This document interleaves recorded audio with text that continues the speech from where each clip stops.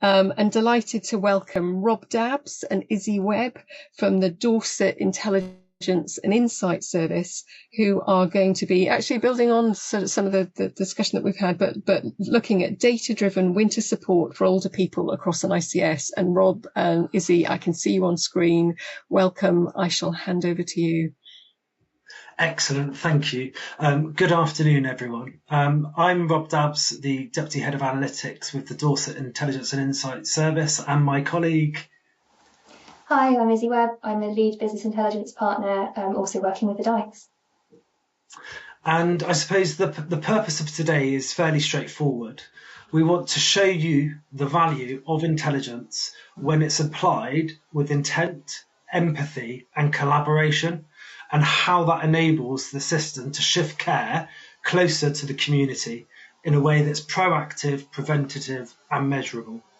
We're going to start by giving you a clear overview of the DiiS team, who we are and how we work, and then we're going to bring it to life and show you DiiS in action, a practical example where intelligence has generated real-world impact.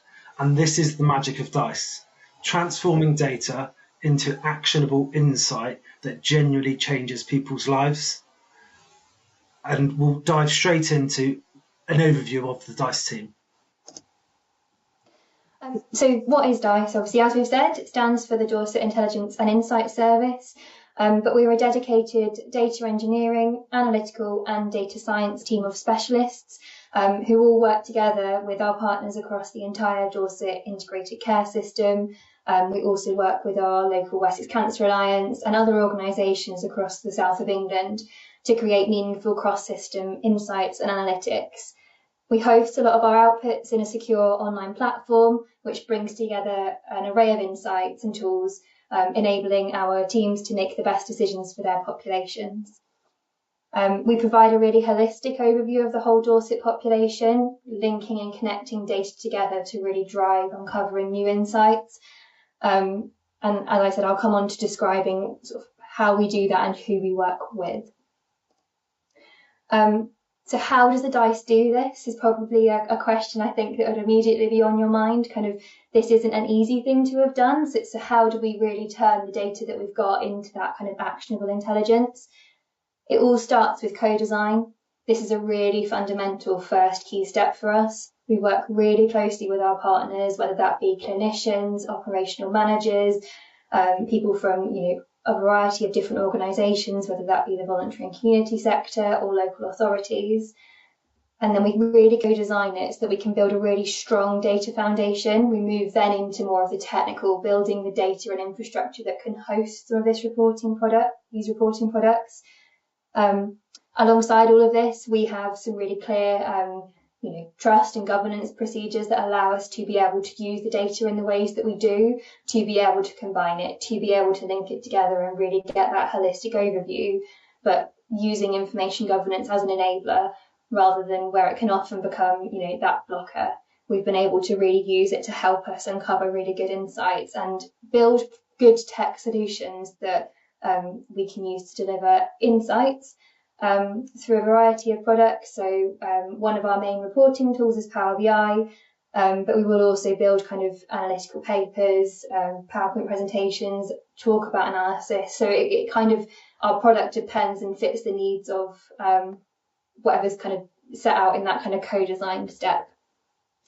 Then we use that to really drive action and impact, and that's the really exciting bit. I think that's the part that a lot of us will get really excited about, is kind of what can change in a person's experience of the health and care system, but something that's been driven by data and genuinely being informed from that data that we hold.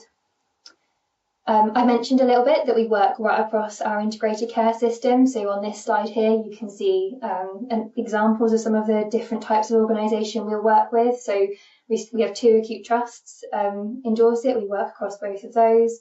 We have our community healthcare provider.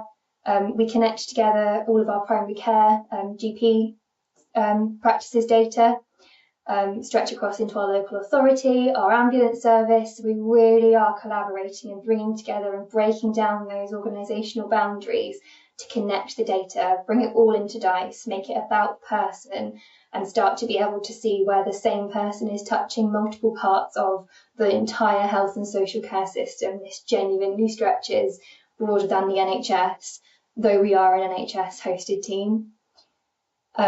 What we then therefore can create is a really federated data and intelligence platform that's really securely connecting that data across the whole of Dorset. I'm going to hand over to Rob for this one. Thanks, Izzy. And this slide is just to give you a sense of the breadth of insight that we provide as a DiiS team across the system. It spans the whole patient pathway. So from understanding our population, analysing conditions and interventions, and then through to monitoring the activity and impact that we deliver. And it's an approach we've adopted as part of the financially vulnerable pensioners work that we're going to cover with DiiS in Action. So identifying the population, the cohort we look at, using linked health and care and wider determinants data sets to identify those that are most vulnerable. And then we holistically look at the conditions of that cohort of individuals. So understanding what conditions they have, and then we can start to plan the targeted interventions to support that cohort of patients, and making sure they're receiving the right care in the right place at the right time. And then finally, it's how we track the activity and measure the impact that we've delivered from those interventions. So these four pillars give Dorset a really comprehensive and joined up understanding of our population and how people interact with our services. And it allows DiiS to genuinely support the shift to prevention and community-based care, which is fundamentally making care more convenient. And next, please, Izzy. So now we're going to talk specifically about DiiS in Action. So this is a project that we have delivered over the last sort of 15 months, and it's focused predominantly on targeted winter support for financially vulnerable pensioners in Dorset. And the aim of this project was to identify those vulnerable people who are at greater risk during the winter months, and that's due to health, financial or social vulnerabilities. And by using that linked data set across the Dorset system, we've been able to proactively pinpoint exactly where people need support and intervene, and ultimately make a difference. So I'm going to cover the why this project. And fundamentally, last winter, national changes meant that pension credit eligibility significantly reduced the number of older residents who qualified for the automatic financial support. And as a result, many pensioners who were already living within the margins, it became harder for them to make sure they were getting the appropriate care and services. So at the same time, we know cold weather exacerbates health conditions. So we were trying to avoid that additional demand for primary care, community and secondary care colleagues. And what this did, we identified 1 in 5 pensioners were exposed to being financially vulnerable last winter, so approximately 44,000 residents within the Dorset system.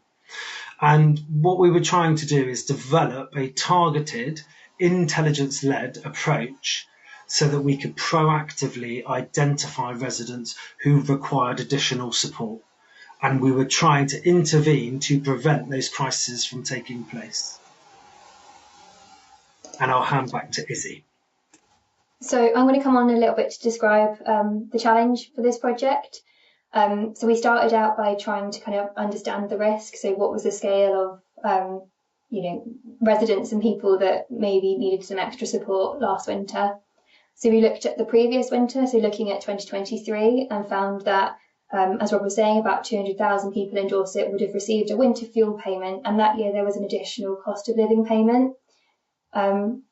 When we were looking in 2024, it was expected that actually only 20,000 of those people would be in receipt of pension credit and therefore eligible for the winter fuel payment. We were able to use some of our other data sets to start to estimate a potential gap, because obviously, not everyone that's a Dorset pensioner would need that extra level of funding and support, but there are definitely more people than 20,000 that do. So we were able to estimate that there was 44,000 people at risk of being financially vulnerable, clearly presenting a gap. There's people that we don't know about that don't already have access to the either pension credit or winter fuel payment. So actually, how can we go about some more targeted outreach and campaigns to be able to provide support if people are entitled to it or need it? We also had a bit of a look at this cohort of 44,000 people to see if we could understand, what long-term health conditions are they managing. And so we found that these are the top kind of 8 long-term health conditions of the Dorset pensioners who are at risk of financial vulnerability. So these won't be, necessarily a surprise to you, but we then, through our research, started to look and see actually are some of these conditions more adversely impacted by exposure to cold weather. If somebody can't heat their home, is it likely that some of these conditions, could be exacerbated by that exposure to cold weather? And again, we found that 6 out of 8 of these top conditions, could be. There's health impacts to not being able to be somewhere warm over winter. So I'm going to next describe our approach. So as we referenced kind of at the beginning of the presentation, we set about kind of bringing together all of our data sets to be able to be more specific about this cohort of individuals. So we brought together our kind of traditional NHS data sets where we could understand things about people like, as I said, their number of long-term health conditions, what those long-term health conditions are, how old are they, what were their interactions with certain health services, so in the hospital, A&E, and GP appointments, how did that look? And then the next bit that was really crucial was being able to tie up with our local authority colleagues. That was how we were able to begin to assess far more of people's risk. They had access to a Mosaic data set, a Mosaic Experian data set, which was able to flag if people were at risk of financial vulnerability, and being able to really connect that into the other health data that we had kind of unlocked the ability to do what happened next. We were also able to see where people are in terms of their location across the county, and whether they are actually already known to adult social care. Do they already have an interaction with the local authority? Is there more that could be done with that relationship, often a trusted relationship, to improve the level of support that they had last winter?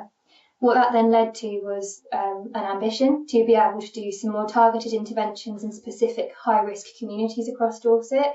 This wasn't necessarily needed across the whole county, but actually is there pockets where there's a high concentration of people where we could do more. And then our data also allows us to be quite individual in this, so we could identify individuals with cold sensitive conditions and potentially, invite them along to certain events and things. I can hand back to Rob for our objectives. And I suppose what we set out to do was to create that sort of focused, intelligence-led response.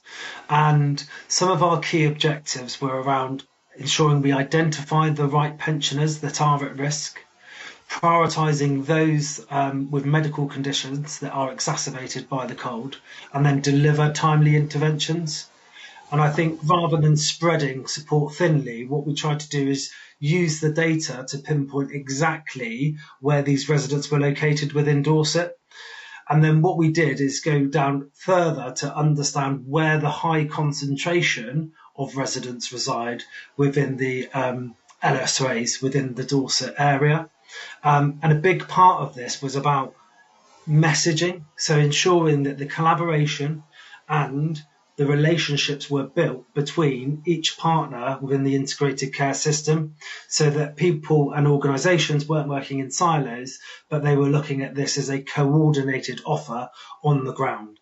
And that included our local authorities offering additional household support fund letters to these particular cohorts of patients. It meant secondary care could re-identify them and potentially prioritise them if they were on a waiting list.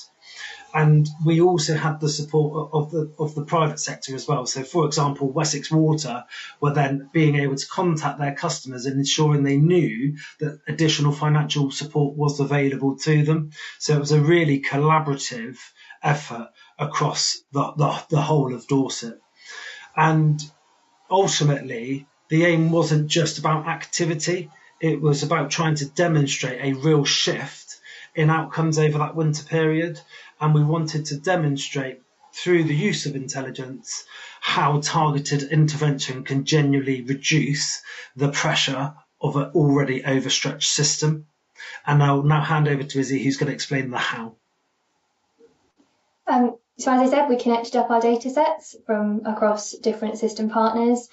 We then presented them or made them accessible via a single page Power BI report. This is a screenshot of the tool, which allowed kind of all the interactive filtering that you would expect from a Power BI report. But it also meant that, we've got 2 local authority areas. They could be very targeted in how they use this and look at kind of their relevant populations through using kind of the filters and things in this report. It's all hosted on our secure platform, so people only had access to it if they needed to have access to it.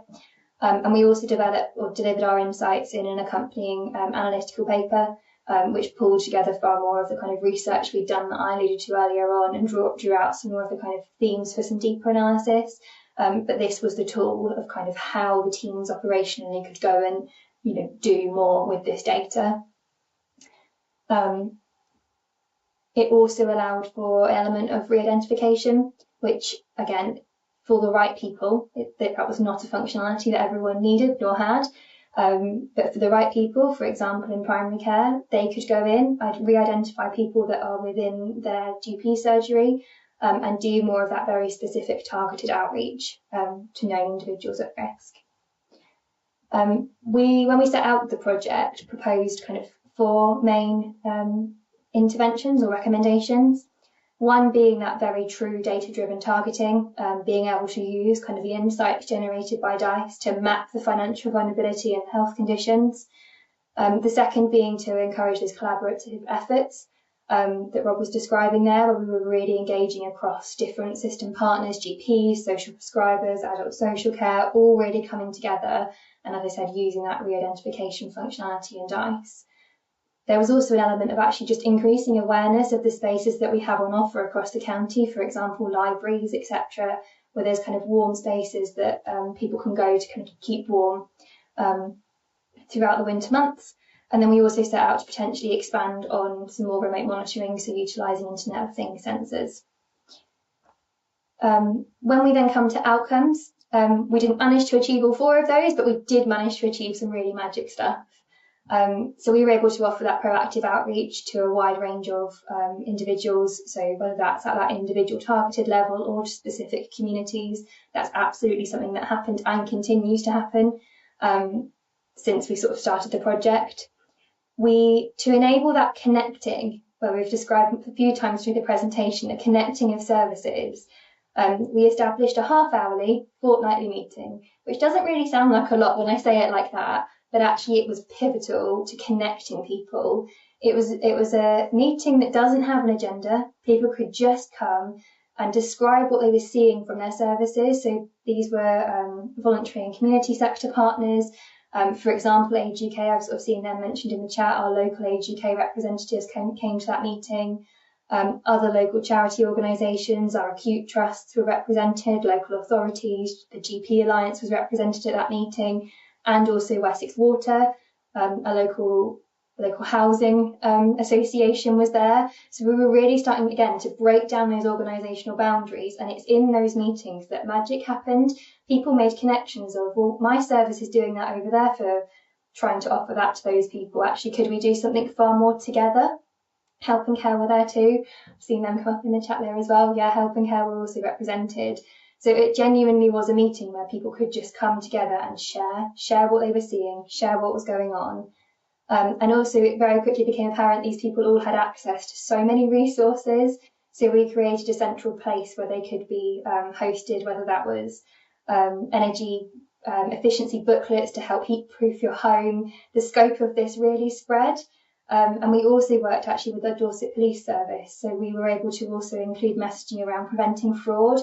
Not something we at all set out with at the outset of this project, but actually very quickly became apparent that it could support people who were at risk of financial vulnerability if we could also support them not being taken advantage of with fraudulent activity. We did evaluate the project back in around May time, and have continued kind of these connections and meetings and things, and we're able to see a small reduction in the average number of primary care visits of this cohort of people. We did acknowledge within that evaluation that a year is actually quite a short length of time to be able to see the kind of system level changes that we would hope for, but we plan to kind of repeat that in the next few years to be able to monitor and see if we can start to see some more of those changes. I'm going to stop there, but we are happy to take questions.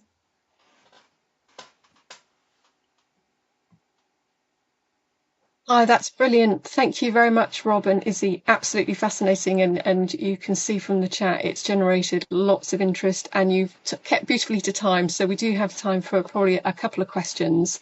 I'm going to pick up the one that was posted early on, or perhaps combine a couple. There was a question about the sort of co-design versus co-production and to what extent patients, carers were involved in that process. I don't know who wants to field that one. Yeah, of course. So as part of the DiiS process, we're talking about the technical process of co-designing the data specifications, ensuring we're collecting the right data from each of the organisations, which is firmly in the co-design aspect, whereas your co-production would be delivered in your interventions. And that's when we brought in primary care partners, local organisations, voluntary and community sector to really help us co-design what can we actually be doing on the ground to make a difference. And that's where Izzy mentioned those sparks were generated, and we had charities going, well, actually we host a weekly forum, why don't we invite people there? And it was brilliant to see that happen organically, without any structure. Yeah, brilliant. A really great demonstration of that collaborative working. Izzy, I don't know if you wanted to add anything to that.